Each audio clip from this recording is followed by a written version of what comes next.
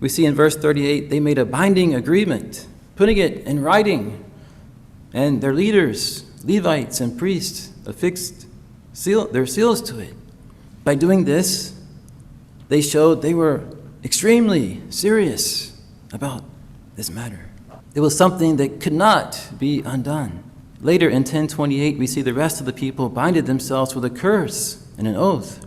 In making the covenant, they agreed to accept a curse from God if they did not obey his law.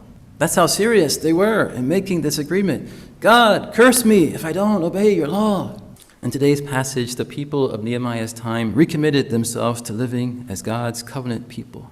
They wanted to newly live as God's people, as he had called them to do.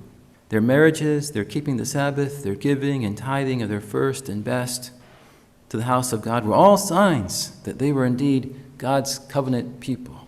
They were called to be his holy people, a people separated from all the other peoples and nations around them. They were called to trust in him and submit to him in all matters of their life, their marriage, their resources, how they spent their time and money. Living as God's people was so important to them that they made a binding agreement. Today, we don't need to make a binding agreement. We don't have to earn our favor with God.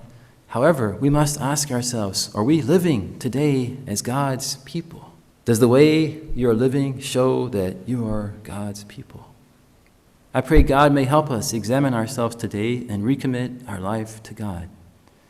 May God give us a strong desire to live as his people today and the days to come.